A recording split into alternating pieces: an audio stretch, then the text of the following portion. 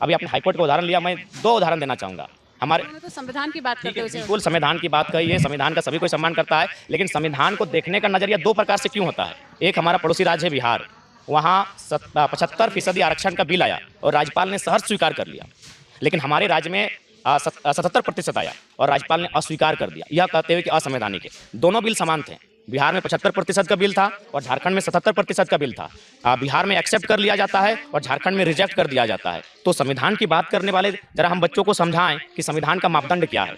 पड़ोसी राज्य में सेम बिल को एक्सेप्ट किया जाता है और झारखंड में सेम बिल को रिजेक्ट किया जाता है। तो इसका तात्पर्य यह है कि जो लोग संविधान की बात करते हैं अच्छी बात है, संविधान की बात होनी चाहिए, लेकिन संविधान की आड़ में झारखंडी को कत्लेआम नहीं होना चाहिए।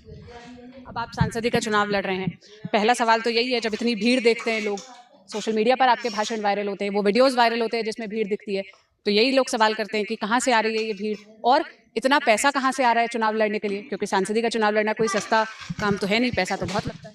हाँ बिल्कुल, पैसा लगता है और जनता हमें डोनेट करती है।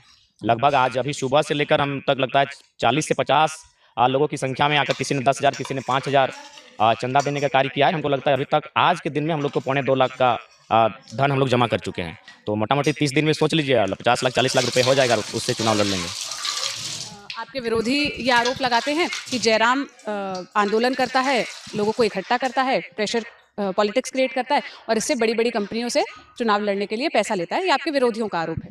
देखिए, सबसे पहली बात है कि इसीलिए विरोधी आरोप लगाते हैं क्योंकि ये काम उनका है, उनका ही ये काम है। इसीलिए आज झारखंड उन्नति नहीं कर पाया है कि यहाँ जितने भी कंपनियाँ आती हैं उन कंपनियों में यहाँ के विधायक सांसद रंगदारी लेते हैं, जिस कारण क्या होता है कि वो कंपनियाँ रोजगार सृजन कम करती है और इनको चंदा देकर ही भुना लेती है मौके को। तो ये आरोप वे लोग इसलिए लगा रहे हैं कि अगर हम संसद बन के चले जाएंगे तो उन तमाम कंपनियों को संसद के कटघरे में लाके खड़ा कर देंगे जो कंपनियां गलत तरीके से यहाँ स्थापित हैं और गलत तरीके से यहाँ कार्य कर रही है। उदाहरण के आप जितनी कंपनियों की बात करें उतना छोड़िए, अभी हम नामी कंपनियों का नाम गिनाते हैं। बीएसएल दुनिया में मशहूर है, दुनिया में उसको जाना जाता है, लेकिन जमीन किनकी है? जमीन झारखंड वासियों की है। जमीन कितनी है?